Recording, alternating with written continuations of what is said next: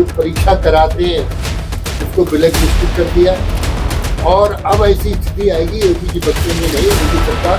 कांवड़ यात्रा को लेकर के क्या दिशा निर्देश दिए? कांवड़ यात्रा में स्पष्ट कहा गया है कांवड़ियों को किसी भी तरीके से कोई असुविधा ना हो। मेरठ की सफाई व्यवस्था हो, स्वास्थ्य, कांवड़ यात्रा में भाग लेने वाले सुरक्षित रहें, कहीं कोई दुर्घटना ना हो। प्रशासन चाक चौबंद होके काम करने का काम करेगा।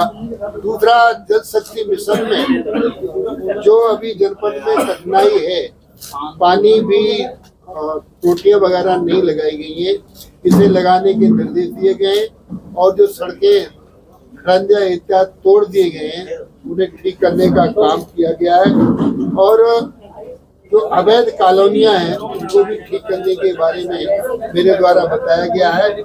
साथ ही यहाँ जो गोचर भूमियां हैं उन्हें कब्जा से मुक्त कराकर चारा बुवाई करने का भी आदेश दिया गया।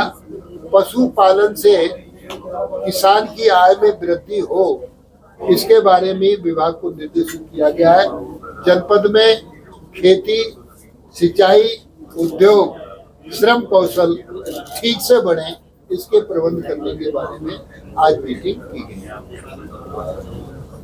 मंत्री जी, मेरा ये सवाल है, आपने समीक्षा बैठक भी करी होगी, आप करेंगे, बहुत से जिलों में समीक्षा बैठक हो भी चुकी है। भारतीय जनता पार्टी के जो चुनाव हुए लोकसभा के, उसमें जो सीटें कम आई है उसको लेकर मंथन हो रहा है, चिंतन हो रहा है। मेरठ की अगर बात करें तो मेरठ में 6 बार मुख्यमंत्री का दौरा लगा, प्रधानमंत्री यहाँ से होते हुए, लेकिन फिर भी 10,500 वोटों से जीती, वो भी तब जब राम का किरदार निभाने वाले को कैंडिडेट बनाया और राम में पूरा देश हो रखा था भारतीय जनता पार्टी के द्वारा। क्या चिंतन, क्या मंथन, क्या बैठक में होगा?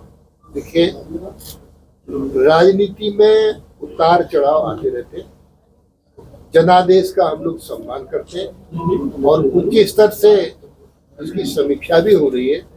आपके प्रश्न को गंभीरता से पार्टी ने लिया है, ये सभी के जहन में है, आपने प्रश्न अच्छा किया है, इसके लिए धन्यवाद देते हुए पार्टी ने निरंतरता में इन बातों को ध्यान में रखा और आगे आने वाले समय में सब ठीक हो। बातें बहुत चल रही हैं, कार्यकर्ताओं के साथ बैठक में अफसरों को कोई दिशा निर्देश दिए गए कि मीट की जो अवैध दुकानें हैं उन पर कोई कार्रवाई हो?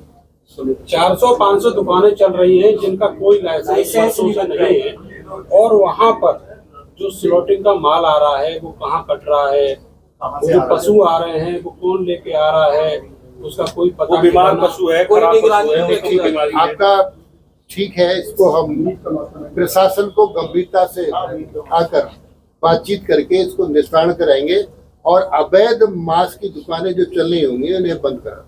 नगर निगम, आपने अभी कहा कि बारिश आएगी उसके बाद जल भराव की भी समस्या होती है, नगर निगम जो है वो सफाई करा रहा है इन दिनों। एक नेहरू नगर इलाका है यहाँ पर जो गांधी आश्रम है उसके पास, वहाँ पर नगर निगम के नाले के किनारे बड़ी तादाद में अतिक्रमण है, लोगों ने घर बना लिए, वहाँ पॉकलाइन नहीं उतर सकती। इसी तरीके से आप देखेंगे गंगानगर थाने के सामने जो नाला शुरू होता है और BNG स्कूल किला परिचितगढ़ रोड तक जाता है, वहाँ पर MDA जो है वो नाले के किनारे ही बहुत ऊंची दीवार लगा के एक प्रोजेक्ट बना रहा है, वहाँ पर सफाई नहीं हो सकती और बहुत बड़ी तादाद में जो कूड़ा है नगर निगम का वो वहाँ पर डाल के और किनारे उसके बंद किए जा रहे हैं। पानी उसमें कम से कम 40% शहर का पानी उसी नाले से आता है, उसकी सफाई कैसे होगी? बारिश में अगर वहाँ पर जल भराव होता है तो कितनी बड़ी आबादी उससे प्रभावित होगी। अब जल भराव नहीं होगा, कल ही हमने भ्रमण किया है, आंखों से देखा है। ये बात सही है कि जो नाले हैं उनमें पेड़ खड़े हैं, बहुत ज्यादा, वैसे कोई खास शिकायतें नहीं और ये शिकायत दवा की और बाकी चलती रहती है शिकायतें, तो इनका हम हल करेंगे। मंत्री जी, कल आप निरीक्षण में निकले थे नालों की सफाई को लेकर के, बरसात का सीजन सिर पे है, नगर निगम के अधिकारी हों या कर्मचारी हों या मशीनें, सब बिल्कुल मौन है। क्या पूरे शहर को दोबारा बाढ़ में डालने की व्यवस्था बनाई गई है क्या? देखो, बाढ़ के प्रबंध भी किए गए और कल हमने स्वयं ही देखा है, सारी मशीनें काम करेंगी और 30 जून तक, हमारा नंबर आप पे है, 30 जून तक मेरठ नगर के सभी नाले नालियां साफ सुथरे आपको दिखाई देंगे। बॉटम से लेकर टॉप तक मंत्री जी नालों को कवर कर पक्का करने की योजना है है। नालों को कवर कर पक्का करने की योजना नहीं, है अभी तो सफाई नाला हो की गया। अभी सफाई की बात कर रहे हैं। देखिए, अच्छा सर, जैसे नीट परीक्षा है, आज कांग्रेस ने जगह जगह पूरे प्रदेश में प्रदर्शन किया, पूरे देश में। मेरठ में भी कलेक्ट्रेट पे कहा था और सीधा कहा कि युवाओं को रोजगार नहीं देना चाहते, इसलिए परीक्षा लीक करा देते हैं और शिक्षा मंत्री को इस्तीफा दे देना चाहिए। एनटीए पर भी तमाम सवाल उठाए। आपको नहीं लग रहा कि बार बार जो एग्जाम है, परीक्षाएं लीक हो जाती हैं, रद्द हो जाती हैं, छात्रों का भविष्य भी अंधकार में है, परीक्षा 2 साल मेहनत करते हैं और फिर अचानक से आ जाता है, छात्र छात्राएं रो भी रहे हैं कि आखिर कैसा होगा, यहाँ क्यों नहीं रोक पा रहे? आपको नहीं लगता बड़ा फेल्यूर है? मामला गंभीर है। हमारे माननीय मंत्री जी ने इसकी जिम्मेदारी भी ली है। साथ ही जो पेपर लीक हुआ है सब आउट हो गया है। बिहार से किस मंत्री का हाथ है क्या है आपकी मीडिया पर भी चल रहा है और इस पर सरकार माननीय प्रधानमंत्री मोदी जी भी और हमारे सभी मानव संसाधन मंत्री गंभीर है। बच्चों का हित बहुत महत्वपूर्ण है। बच्चे हमारे देश का भविष्य हैं, इनका भविष्य अंधकार में नहीं जाने दिया। ये बिहार वाला जो मंत्री है, बिहार वाला जो मंत्री है, इसको गिरफ्तार करेंगे सर? जो गलती करेगा उसको निश्चित रूप से दंड मिलेगा, इससे कोई बकस नहीं।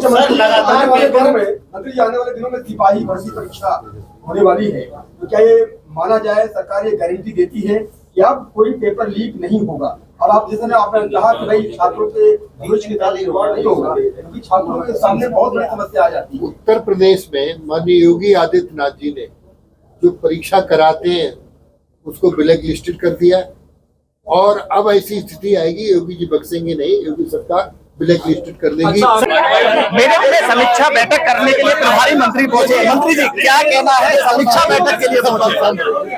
समीक्षा बैठक के लिए बहुत धन्यवाद, आप बहुत अच्छे व्यक्ति हैं। आगे बताइए मंत्री जी, अच्छे व्यक्ति की बात नहीं चल रही, पेपर क्यों लीक हो रहा बार बार, इस पर बताइए। यूपी के अंदर लगातार अगर देखा जाए, यूपी हो केंद्र हो, लगातार पेपर लीक हो रहे हैं और बच्चों का भविष्य अंधकार में इस तरह की परिस्थितियां नहीं आने दी जाएंगी। उत्तर प्रदेश में माननीय मुख्यमंत्री योगी आदित्यनाथ जी ने ऐसी एजेंसी को ब्लैक लिस्टेड कर दिया है और भविष्य में ऐसा नहीं होगा। सर, समीक्षा बैठक में किन किन मुद्दों पर आपने ध्यान दिया, क्या क्या आदेश दिए हैं, किन किन विभाग के अधिकारियों को फटकार लगाई? इसमें पूरी तरीके से कड़े चाक चौबंद करने के निर्देश दिए हैं। मेरठ की सफाई व्यवस्था हो, स्वास्थ्य और सुरक्षा वगैरह के बारे में ठीक कहा गया। कांवड़ यात्रा को लेकर के क्या दिशा निर्देश दिए? कांवड़ यात्रा में स्पष्ट कहा गया है कांवड़ियों को किसी भी तरीके से कोई असुविधा ना आवे। जिस तरह से पेपर लीक हो रहा है सर, क्या जो मंत्रियों के नाम सामने आ रहे हैं उनकी गिरफ्तारी होगी? कानून से बड़ा कोई नहीं है, जिन्हें गलती की है अब साफ है वो पापी है। प्रभारी मंत्री कह रहे हैं कि जिस तरह से मंत्रियों का नाम पेपर लीक मामले में सामने आ रहा है उन पर कार्रवाई होगी, गिरफ्तारी होगी। मेरठ से अतुल शर्मा की रिपोर्ट, न्यूज़ वन इंडिया।